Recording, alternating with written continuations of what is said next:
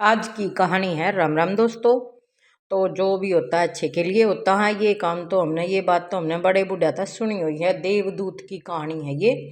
और पढ़िए, एक अद्भुत कथा है। भगवान जो करते हैं अच्छे के लिए करते हैं। इंसान को अच्छा नहीं लगता ना, इसलिए हमारे अकॉर्डिंग नहीं होता ना, हम जैसा चाहते हैं ऐसा नहीं होता, तो इसलिए हमको अच्छा नहीं लगता। तो एक बार सुन के देखियो वीडियो। अच्छी लगे तो वीडियो ने लाइक शेयर सब्सक्राइब जरूर कर दिया करो भाई। बहुत अच्छी अच्छी वीडियो आप लोगों के लिए लेके आएंगे और आप लोगों को मज़ा भी आएगा सुनने में। तो शुरू करते हैं कहानी को। एक बार मृत्यु के देवता यमराज ने अपने एक दूत को पृथ्वी पर भेजा। एक स्त्री मर गई थी, उसकी आत्मा को लाना था। देवदूत आया लेकिन चिंता में पड़ गया, क्योंकि 3 छोटी छोटी बच्चियां जुड़ी लड़कियां जुड़वा एक अभी भी उस मृतक के स्त्री के स्तन से लगी है।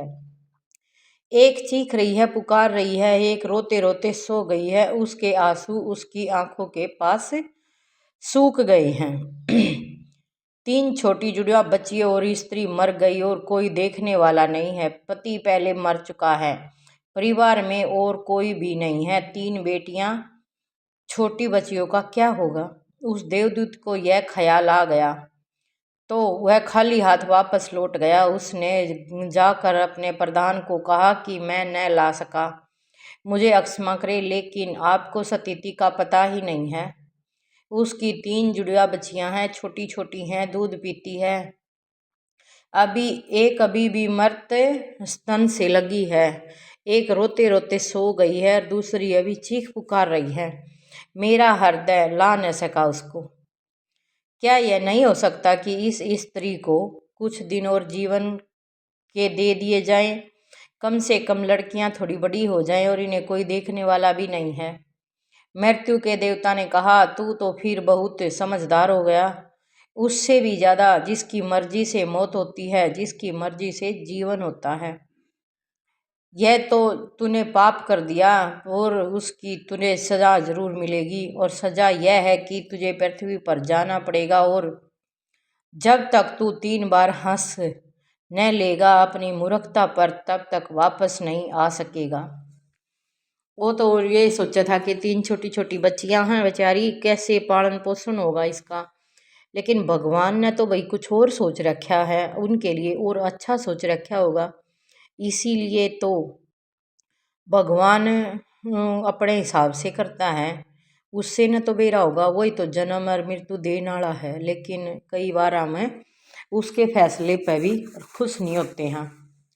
इस बात को थोड़ा समझना। 3 बार हंस नहीं लेगा अपनी मूर्खता पर, क्योंकि दूसरे की मूर्खता पर तो सभी अहंकार के वश हंसते हैं, लेकिन स्वयं की मूर्खता पर जब हंसते हैं तब अहंकार टूटता है।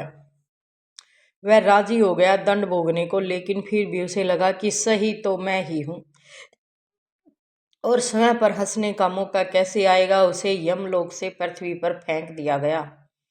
एक मोची सर्दियों के दिन निकट आ रहे थे और बच्चों के लिए कोट और कंबल खरीदने शहर गया था, कुछ रुपए इकट्ठे करके।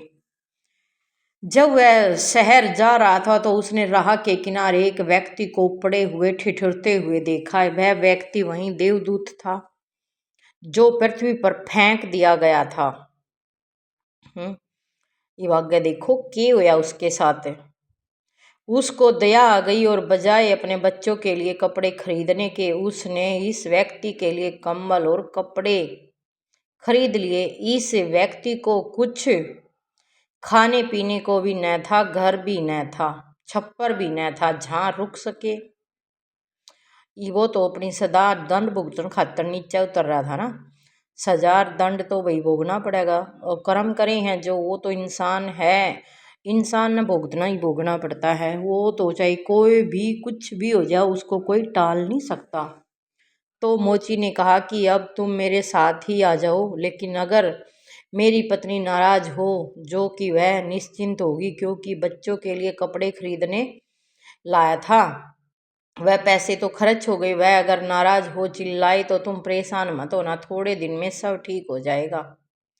उस देवदूत को लेकर मोची घर लौटा। न तो मोची को पता न देवदूत घर में आ रहा है, न पत्नी को पता। जैसे ही देवदूत को लेकर मोची घर में पहुंचा, पत्नी एकदम पागल हो गई, बहुत नाराज हुई, बहुत चीखी और चिल्लाई। और देवदूत पहली बार मोची ने उससे कहा, हंसते हो, बात क्या है? उसने कहा, मैं जब 3 बार हंस लूंगा तब बता दूंगा। देवदूत पहली बार हंसा क्योंकि उसने देखा कि इस पत्नी को पता ही नहीं है कि मोची देवदूत को घर में ले आया है, जिसके आते ही घर में हजारों खुशियां आ जाएंगी। लेकिन व्यक्ति देख ही कितनी दूर तक सकता है। पत्नी तो इतना ही देख पा रही थी कि एक कंबल और बच्चों के कपड़े नहीं बचे, सो जो खो गया है वह देख पा रही थी, जो मिला है उसे उसका अंदाजा ही नहीं है। मुक्त घर में देवदूत आ गया, जिसके आते ही हजारों खुशियां के द्वार खुल जाएंगे। तो देवदूत हंसा, उसे लगा अपनी मूर्खता, क्योंकि यह इसकी पत्नी भी नहीं देख पा रही थी कि वह क्या घट रहा है। ये उसने तो के बेरा भाई, उसने तो कोई गरीब सा आदमी लागा था, उसने नहीं सोची कि ये और आ गया, क्योंकि जिस आदमी दो रहा है 2 टाइम का खाना भी नहीं होना, और उसके लिए ये बहुत बड़ी प्रॉब्लम हो मुसीबतें आवे हैं। ये जिनके पास है वे ऐसी सेवा करेंगे नहीं, क्योंकि उनने तो बेरा है कि भाई हमारे द्वारा सब कुछ है, हमने ऐसा दान पुण्य करण की, ऐसी किसी की मदद करण की कोई जरूरत को न है। उनमें पैसे का इतना घमंड हो जा है। तो जल्दी ही आगे सुनो कि हुआ जल्दी ही, क्योंकि वह देवदूत था, 7 दिन में ही उसने मोची का सब काम सीख लिया, और उसके जूते इतने प्रसिद्ध हो गए कि मोची महीनों के भीतर धनी होने लगा। आधा साल होते होते तो उसकी ख्याति सारे देश में पहुंच गई, और उस जैसा जूता बनाने वाला कोई भी नहीं, क्योंकि वह जूते देवदूत बनाता था। सम्राटों के जूते वहां बनने लगे, धन अपरंपार बरसने लगा। एक दिन सम्राट का व्यक्ति आया और उसने कहा कि यह चमड़ा बहुत कीमती है, आसानी से मिलता नहीं है, कोई भूल चूक नहीं करना। जूते ठीक इसी तरह के बनने हैं, और ध्यान रखना जूते बनाने हैं, स्लीपर नहीं, क्योंकि रूस में जब कोई व्यक्ति मर जाता है तब उसको स्लीपर पहनाकर मरघट तक ले जाते हैं। मोची ने भी देवदूत को कहा कि स्लीपर मत बना देना, जूते बनाना। स्पष्ट क्या है, और चमड़ा इतना ही है, अगर गड़बड़ हो गई तो हम मुसीबत में फंसेंगे। लेकिन फिर भी देवदूत ने स्लीपर ही बनाए। जब मोजी ने देखे कि स्लीपर बने हैं तो वह क्रोध में आग बबूला हो गया। वह लकड़ी उठाकर उसको मारने को तैयार हो गया कि तू हमारी फांसी लगवा देगा, और तुझे बार बार कहा था कि स्लीपर बनाने ही नहीं है। फिर स्लीपर इसलिए किस लिए बनाए हैं तुमने? क्योंकि वो तो देवदूत था, उसने कुछ बेरा होगा, जब भी तो वो मतलब वो होगा ना।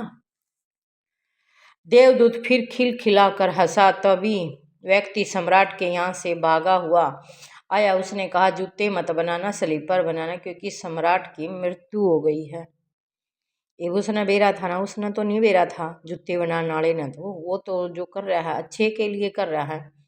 भविष्य अज्ञात है, सिवाय उसके और किसी को ज्ञात नहीं है, और व्यक्ति तो अतीत के आधार पर निर्णय लेता है। सम्राट जिंदा था तो जूते चाहिए थे, मगर मर गया तो स्लीपर चाहिए हैं। तब वह मोजी उसके पैर पकड़कर अक्षमा मांगने लगा कि मुझे अक्षमा कर दे, मैंने तुझे मारा। पर उसने कहा, कोई हर्ज नहीं, मैं अपना दंड भोग रहा हूँ। उसका तो फिर भी नहीं कोनी होया कि इसने मेरी बेइज्जती करी या मारा, जो भी है वो तो बेरा है, उसने क्यों तो अपना दंड भोग रहा है, जो उसने सजा मिली है वो काट रहा है। लेकिन वह आज दोबारा हंसा। मोसी ने फिर पूछा कि तेरी हंसी का कारण? उसने कहा कि जब मैं 3 बार हंस लूंगा। दोबारा हंसा इसलिए कि भविष्य हमें ज्ञात नहीं है, इसलिए हम आशंका ही करते हैं कि जो व्यर्थ है, हम अभिलाषाएं रखते हैं कि जो कि कभी पूरी न होंगी, हम मांगते हैं जो कभी नहीं घटेगा, क्योंकि कुछ और ही घटना तय है। हमसे बिना पूछे हमारी नीयत घूम रही है, और हम व्यर्थ के बीच में शोरगुल मचाते हैं। चाहिए स्लीपर और हम जूते बनवाते हैं। मरने का वक्त करीब आ रहा और जिंदगी का हम आयोजन कर रहे हैं, आयोजन करते चल रहा हैं। देख लो किसी ने बेरा, किसी ने कौन बेरा, कोई बैठे बैठे मर जा है, कोई इतनी प्लानिंग बनाई हुआ है दुनिया जिंदगी में नहीं बेरा के चल रहा हुआ है उसकी लाइफ में। ओ देवदूत को लगा कि वे बच्चियां, मुझे क्या पता भविष्य उनका क्या होने वाला है। मैं नायक बीच में आया। और तीसरी घटना घटी कि एक दिन 3 लड़कियां आई जवान। उन तीनों की शादी हो रही थी और उन तीनों ने जूते के ऑर्डर दिए कि उनके लिए जूते बनाए जाए। एक बूढ़ी महिला उसके साथ आई थी जो बड़ी धनी थी। देवदूत पहचान गया कि ये वह ही 3 लड़कियां हैं जिनको वह मृतक माँ के पास छोड़ गया था और जिनकी वजह से वह दंड भोग रहा है। वे सब स्वस्थ हैं, सुंदर हैं। मारने वाला भी वही है और बचाने वाला भी यही है। बस हम तो एक अपने मन में एक झूठा न्यू ला कर सका हाँ मैंने यो करना है, मैंने वो करना है, जो उसके हाथ में ना वो करवावेगा वो एक होगा। कदे राजी हो रहे हो ना, उसकी इच्छा के बिना तो एक पत्ता भी को नहीं हल्ला है। उसने पूछा कि क्या हुआ, यह बूढ़ी औरत कौन है। उस बूढ़ी औरत ने कहा कि ये मेरी पड़ोसिनों की लड़की है। गरीब औरत थी, उसके पास से पैसे लगते भी नहीं थे और 3 बच्चे जुड़वा, वह इन्हीं को दूध पिलाते पिलाते मर गई। लेकिन मुझे दया आ गई, मेरे कोई बच्चे नहीं है और मैंने इन तीनों बच्चियों को पाल लिया। अगर माँ जिंदा रहती तो ये तीनों बच्चियां गरीबी, भूखी और दीनता और दरिद्रता में बड़ी होती। माँ मर गई, इसलिए तीनों बच्चियां बहुत बड़े धन वैभव में संपदा में पली हैं और अब उस बूढ़ी की सारी संपदा की ये ही 3 मालिक हैं और इनका सम्राट के परिवार में विवाह हो रहा है। देख लो भगवान ना तो बेरा थारिन के लिए के अच्छा है। उस टाइम अगर उस पत्नी को जिंदा, उसकी माँ को जिंदा कर देता ना भगवान, तो वे गरीबी में ही अपना जीवन बिताती भैया ना। तो देवदूत तीसरी बार रसा और मोची को उसने कहा कि ये 3 कारण हैं। भूल मेरी थी, नीयत बड़ी है और हम उतना ही देखते हैं जितना देख पाते हैं। जो नहीं देख पाते वह विस्तार है उसका, और हम जो देख पाते हैं उससे हम कोई अंदाज नहीं लगा सकते। जो होने वाला है वह होगा। मैं अपनी मूर्खता पर 3 बार हंस लिया, अब मेरा दंड पूरा हो गया और अब मैं जाता हूँ। जो प्रभु करते हैं अच्छे के लिए करते हैं, ये बात जितनी जल्दी समझ में आ जाएगी ना इतनी जल्दी हम लाइफ में खुश रहना सीख जाएंगे। नहीं तो है ना बस न्यू मान लो जिंदगी ना अपने आप पे नरक बना ले है दुनिया। सोच सोच के मैंने यो करना, मैंने वो करना, मैंने पोत्याती की शादी की जिम्मेवारी फिर मेरा को नहीं के सोचे जावा है। क्यों? जब वो बैठा है ऊपर करने वाला तो हम कौन होते हैं करने वाले? क्यों तो हम सोचते को नहीं इस बात ने। कदे तो सोच कर देखो, इससे इतनी बड़ी आपदा तो बाहर निकल कर तो देखो क्या है क्या नहीं है। तो इसीलिए होता है हमारे टाइम में कोई बुरा टाइम, हमारी लाइफ में कोई बुरा टाइम आना हो हमने सवारण खातर आवा है।